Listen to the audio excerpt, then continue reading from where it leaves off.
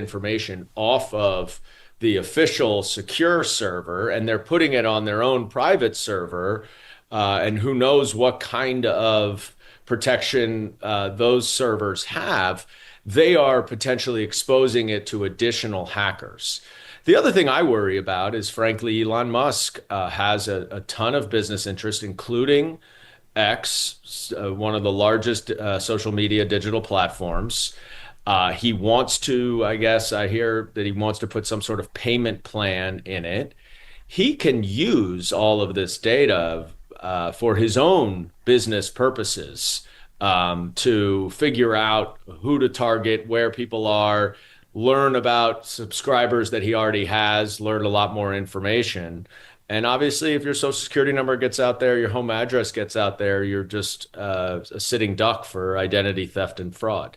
Well, we've been reassured by Trump over and over that if there are any conflicts of interest, he personally is going to intervene and make sure that Elon isn't going to be able to use Doge to kind of access certain types of data. And yet, at the same time, we just found out that this weekend, hundreds of FAA employees were let go, while simultaneously we have SpaceX people coming in. And so we're seeing these conflicts of interest play out in real time where these federal employees are being gutted, and then we're seeing the ingredients for the privatization of these sectors happening in their place. And so does that worry you, the fact that Republicans are really making good on their long-standing plans to privatize a lot of the programs that otherwise the federal government had been doing prior to that?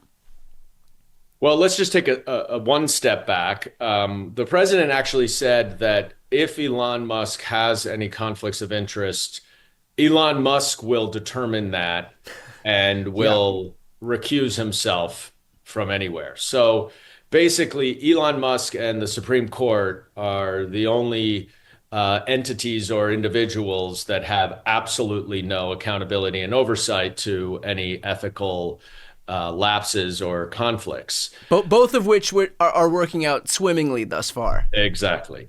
So the other thing is that through some, I think, excellent reporting in the New York Times, we have already learned about conflicts of interest that Elon Musk has.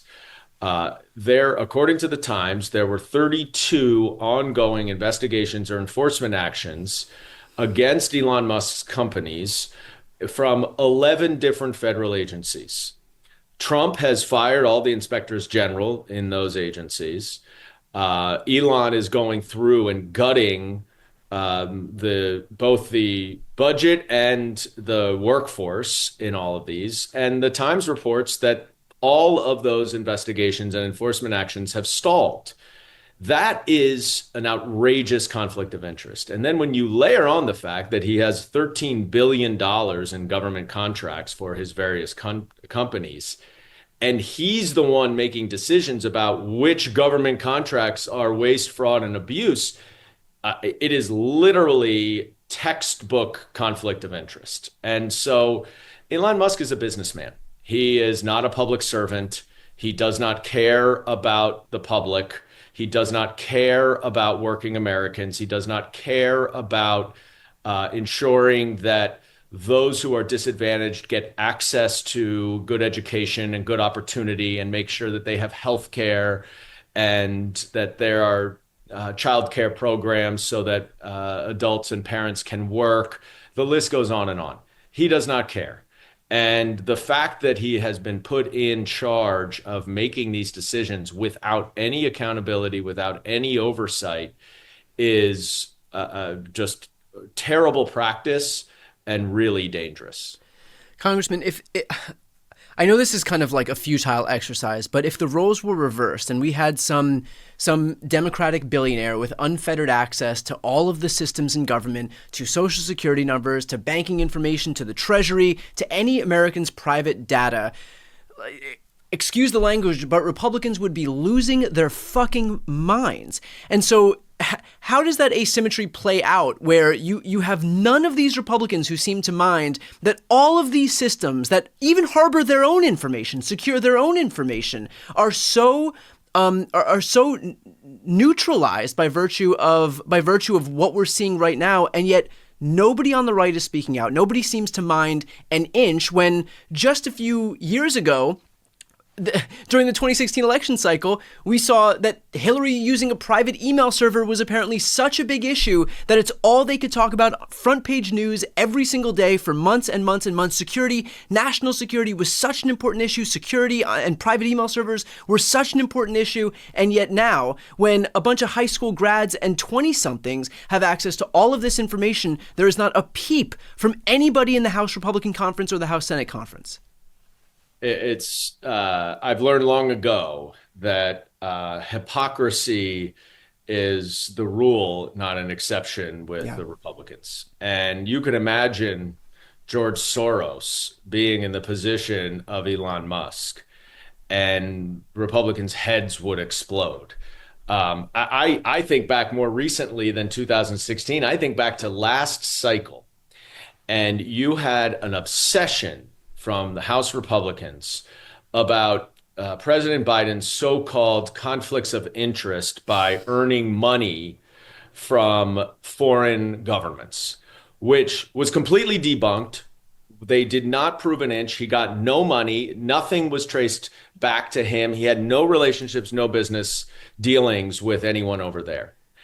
Now you have Donald Trump meeting in the Oval Office with the leaders of two different professional golf leagues, one of which he's invested in to try to reach an agreement so that it can benefit his business.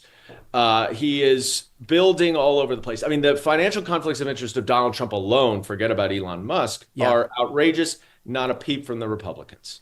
But they do not care. Shame is not an emotion that Republicans feel.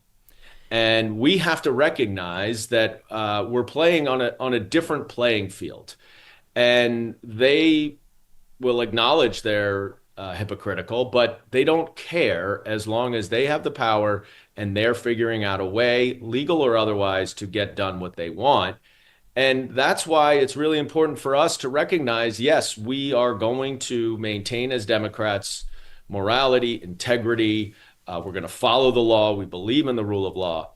But we have to get in the mud a little bit more with the Republicans. And we have to fight back. In some ways, we may have to fight back dirty, but we got to be willing to stand up and take a stand when they will stoop to levels that would be unheard of in a decade ago. Right, just watching them fly off the cliff to the right. First of all, I have to say that I cannot thank you enough for saying that.